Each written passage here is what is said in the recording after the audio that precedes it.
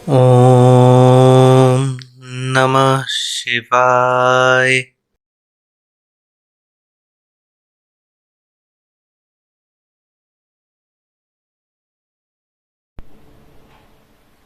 नमस्कार।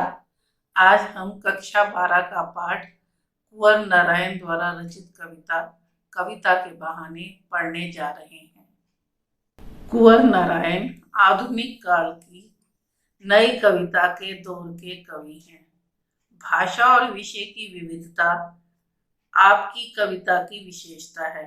प्रस्तुत कविता में कवि का कहना है, चिड़िया की उड़ान की सीमा होती है। फूल के खिलने का समय, उसकी परिणति निश्चित होती है, लेकिन एक बच्चे के सपने, उसकी कल्पनाएं असीम होती हैं तथा बच्चे के खेल में भी किसी सीमा के लिए कोई स्थान नहीं है।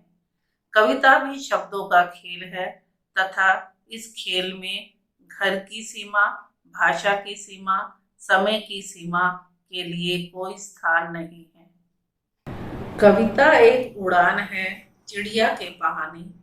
कविता की उड़ान भला चिड़िया क्या जाने। बाहर भीतर, इस घर उस घर, कविता के पंख लगा उड़ने के माने चिड़िया क्या जाने। कविता एक खिलना है फूल के बहाने। कविता का खिलना भला फूल क्या जाने। बाहर भीतर, इस घर उस घर, बिना मुरझाए महकने के माने फूल क्या जाने।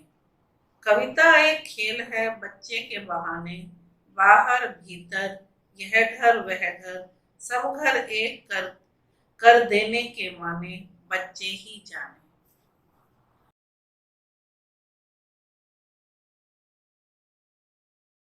कविता एक उड़ान है चिड़िया के बहाने। कविता की उड़ान भला चिड़िया क्या जाने। कवि का कहना है, कविता की कल्पना की उड़ान की तुलना चिड़िया की उड़ान से नहीं की जा सकती, क्योंकि चिड़िया की उड़ान की एक निश्चित सीमा होती है, जबकि कविता की कल्पना असीमित होती है। जिस समय कवि एक कविता की कल्पना करता है, उस समय वो घर, बाहर, देश, परदेश कुछ भी नहीं सोचता। इन सब सीमाओं को तोड़कर वो किसी भी विषय पर अपनी कविता लिख सकता है। तो निश्चित रूप से कविता की उड़ान, कविता की कल्पना की तुलना चिड़िया की उड़ान से नहीं की जा सकती। कविता एक खिलना है फूल के बहाने। कविता का खिलना भला फूल क्या जाने। कवि का कहना है, फूल के विकास के साथ कविता के विकास की तुलना संभव नहीं है, क्योंकि फूल जब विकसित होता है तो वो एक निश्चित समय तक खिलता है, सुगंध देता है और फिर मुरझा जाता है। परंतु जब एक कविता विकसित होती है तो वो असीमित समय तक अपना प्रभाव छोड़ती है। देश, काल, परिस्थिति की सीमाओं को लांघकर बिना मुरझाए युग युगांतर तक महकती रहती है। कविता एक खेल है बच्चे के बहाने। कवि का कहना है, कविता की तुलना बच्चे के खेल से की जा सकती है।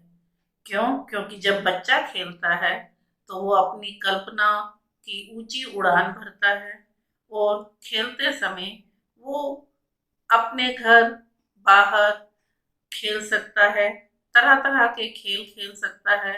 उसकी खेल की कोई सीमा निश्चित नहीं होती, उसके खेल का कोई प्रकार भी निश्चित नहीं होता।